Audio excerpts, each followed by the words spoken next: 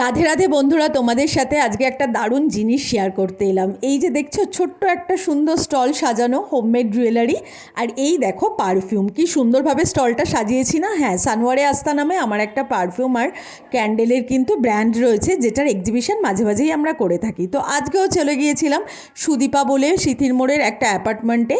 তো অ্যাপার্টমেন্টের সামনে এতটা সুন্দর সাজানো গোছানো, ওখানেই আজকে আমাদের এক্সিবিশন। দূরে যে দেখতে পেলে একটা মন্দির, এটা কিন্তু বালাজির মন্দির। বেশ সুন্দর সাজানো গোছানো, সবাই কত রকমের পসরা নিয়ে বসেছে, বেশ ভালো লাগছিল।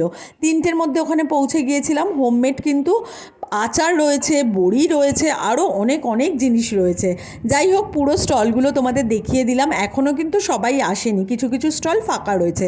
আজকের দিনটা কিন্তু বেশ ভালোই যাবে। আর কি দেখতে পাচ্ছ, নাচন কোদন কেন জানো তো, এই নাচ গানাগুলো হচ্ছে। আসলে পরের দিন ছিল আমার মেয়েদের 12 ক্লাসের ফেয়ারওয়েল। তো ওরা কিন্তু স্কুলে ঢুকে গেছে। এবার আমরা কয়েকজন মিলে কি করব, যারা এত বছর ধরে স্কুল জার্নি আমাদেরও হয়েছিল, যেমন আমরা স্কুলে বসে থাকতাম বাচ্চাগুলোকে ঢুকিয়ে, তো আমাদেরও মনটা খারাপ। তাই ভাবলাম ওদের সাথে সাথে আমাদেরও একটা ছোটোখাটো পার্টি হয়ে যাক, গেট টুগেদারের মতন হয়ে যাক।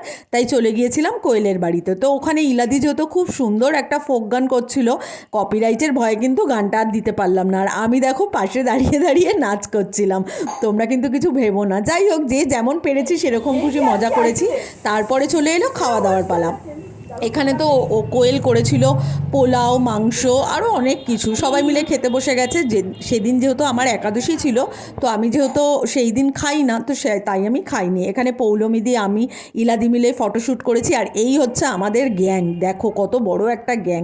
তোমাদের সাথে ফটোশ্যুটগুলোও কিন্তু শেয়ার করলাম। আর এই হচ্ছে আমি, কীরকম লাগছে জানিও। তারপর বাড়ি এসে দেখি যথারীতি তোমাদের প্রিয় বিস্কুট এই দেখো টং টং করে শুয়ে আছে। আর আমি যেহেতু অন্ধকারের মধ্যে ভিডিওটা একটু অন করেছিলাম, তাই ভাবলাম ফ্ল্যাশ লাইটটা জ্বালিয়ে দিই।